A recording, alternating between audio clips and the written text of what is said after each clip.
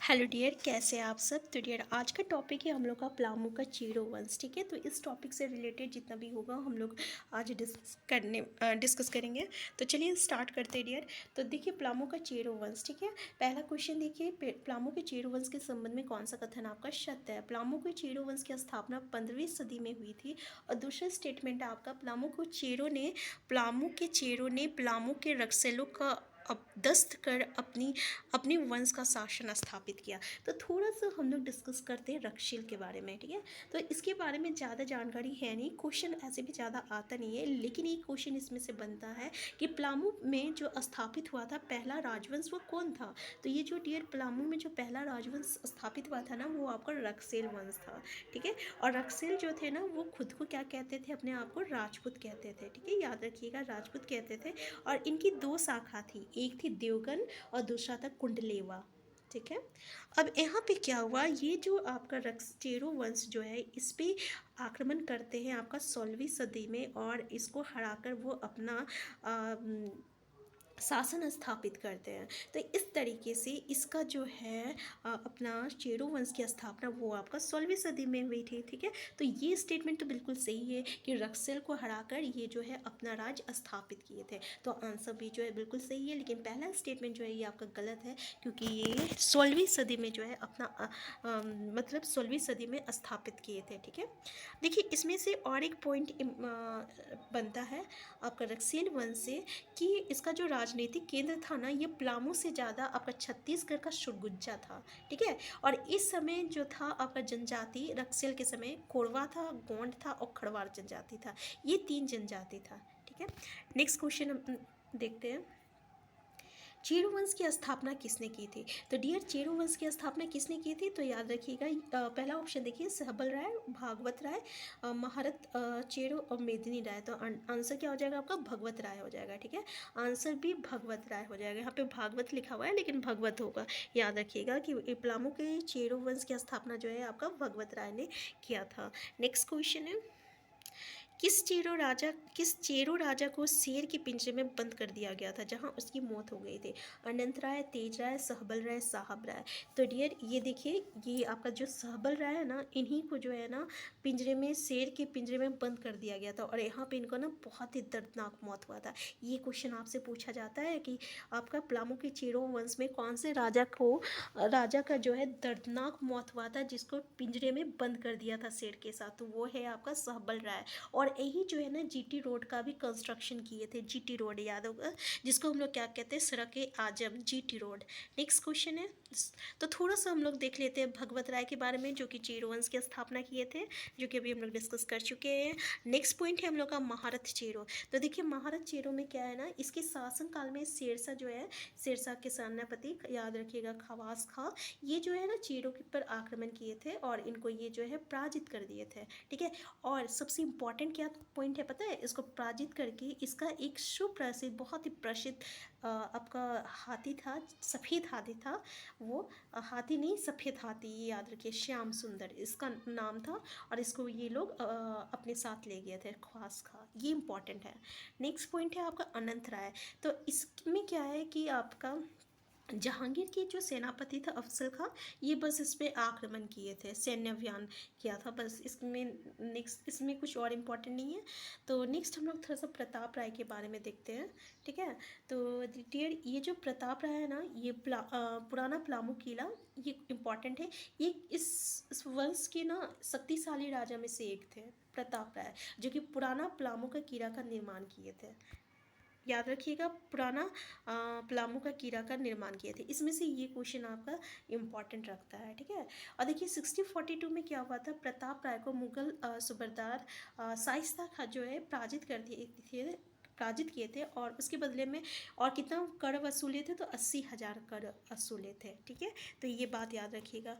देखिए तेज राय के बारे में देखते हैं, ये शाहजहाँ के समकालीन थे, और शाहजहाँ के सेनापति शाइस्ता खां इसको जो है पराजित किए थे। नेक्स्ट क्वेश्चन है आपका, प्लामू किले का निर्माण किसने करवाया था। अभी हम लोग डियर पढ़े कि पलामू किला का निर्माण किसने कराया था, तो जल्दी बताइए। आंसर है आपका प्रताप राय। तो डियर, अगर आपको भी आंसर आता होगा ना तो प्लीज़ आप इसे कमेंट बॉक्स में टाइप करते रहिए। आप यकीन कीजिए जो भी आप लिखिएगा ना हाथ में, वो अपने हाथ से वो हमेशा आपको याद रहेगा, ठीक है। तो पलामू किला, प्रताप राय। नेक्स्ट क्वेश्चन है आपका, किस चेरो राजा को न्यासी राजा कहा जाता है। तो डियर, मेदिनी राय देखिए, साहब राय, भगवत राय, रंजित राय। आंसर क्या हो जाएगा, मेदिनी राय। अब देखिए मेदिनी राय के बारे में हम लोग थोड़ा सा डिस्कस करते हैं, क्योंकि ये मेदिनी राय ना बहुत ही इंपॉर्टेंट है। तो ये जो है आपका चीरो वंश के महत्तम राजा थे, ठीक है। इसका शासनकाल कितना था, 6058 से लेके 6074 तक। और ये किसके समकालीन थे, औरंगजेब के समकालीन थे। इससे पहले हम लोग पढ़े सब शाहजहाँ के समकालीन थे, लेकिन ये जो मेदिनी राय है ना, ये औरंगजेब के समकालीन थे, इम्पॉर्टेंट है। तो ये जो है नया पलामू किला का निर्माण किए थे। अब बताइए, प्रताप राय जो थे ना, पुराना पलामू किला का निर्माण किए थे। अब ये जो है नया पलामू किला का निर्माण किए थे। और इन्हीं को हम लोग क्या कहते हैं, न्यासी राजा भी कहते हैं। तो डियर, ये मेदिनी राय पता है क्या किए थे, ये आपका नागवंशी राजा रघुनाथ शाह के समय उनकी राजधानी दोईसा पर आक्रमण किए थे। और उनका जो नौरत्न का जो किला है ना, उसको उखाड़ कर क्या किए थे, अपना पलामू में लगाए थे, ठीक है, पलामू में लगवाए थे। और इसको हम लोग क्या कहते हैं, नागपुर दरवाज़ा कहते हैं। क्या कहते हैं, नागपुर दरवाज़ा कहते हैं, ठीक है। और देखिए इस समय ना पशुपालन का विकास बहुत ही तेज़ी से हुआ था आपका मेदिनी राय के समय में। इसीलिए इसको पता है क्या कहा जाता है इस समय, इसलिए ना इस समय एक आपका कहावत बहुत ही प्रचलित था, धनी धनी राजा मदेनिया, घरे घरे बाजे है मथनिया। क्यों ये आपका कहावत प्रचलित हुई थी, क्योंकि इस समय आपका पशुपालन का विकास हुआ था, इसलिए, ठीक है। अब देखिए 1660 में क्या हुआ था, औरंगजेब के सेनापति दाऊद खां जो थे मेदिनी राय को पराजित कर दिए थे। और ये कहाँ भाग गए, सुरगुजा भाग गए थे। उसके बाद ये जो दाऊद खां है ना, जो पलामू का 2 किला वो निर्माण किया था ना, दोनों पर अपना अधिकार अधिकार जमा लिए। और 1662 में एक मस्जिद का निर्माण किए थे, एक मस्जिद का निर्माण किए थे। तो डियर, ये जो मेदिनी राय को ना बहुत इस पर दबाव बनाया गया था, ताकि वो इस्लाम धर्म को स्वीकार करें, लेकिन वो नहीं करते इस्लाम धर्म को स्वीकार। और इसलिए क्या हुआ था ना, कि चुन राय जो थे, ठीक है, ये जब इस्लाम धर्म स्वीकार किए थे ना, तो चेरो राजा लोग क्या किए, चेरो राजा लोग उसका हत्या कर दिए थे, चुन राय का, ठीक है। नेक्स्ट क्वेश्चन है आपका, औरंगा का युद्ध कब हुआ था। 50-60, 60-60 में, 70-60, 80-60 में। तो ये हुआ था 1660 में, 1660 ईस्वी में औरंगा का युद्ध हुआ था, ठीक है। तो यहाँ पे थोड़ा सा औरंगा का युद्ध के बारे में हम लोग देखते हैं। साहब राय देखिए, आपका पुस्तक है आलमगीर नामा और पातशाह नामा, याद रखिएगा, आलमगीर नामा और पातशाह नामा। इसके अनुसार 1660 में औरंगा का युद्ध हुआ था। अब औरंगा का युद्ध किसके बीच में हुआ था, तो औरंगजेब के सेनापति जिसका नाम था दाऊद खां और साहब राय के बीच में हुआ था, साहब राय के बीच में हुआ था। जिसमें ये जो साहब राय जो है ना, वो मतलब हार गए थे और जंगल में छुप गए थे, जाके जंगल में छुप गए थे, ठीक है। तो साहब राय के बारे में हम लोग पढ़ लिए, बुक का नाम पढ़ लिए। अब नेक्स्ट आता है आपका रंजीत राय के बारे में।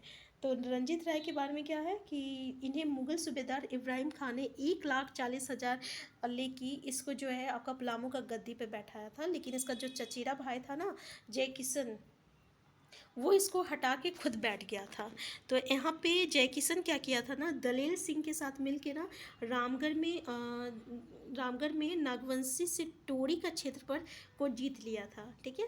लेकिन ये जो दलेल सिंह है ना, वो क्या किया था ना, आपका उसका जो भाई था रंजीत राय, उसका परिवार को संरक्षण दिया था, जिसके कारण ये जो जय किशन है वो आपका दलेल सिंह को भी मार दिया, ठीक है।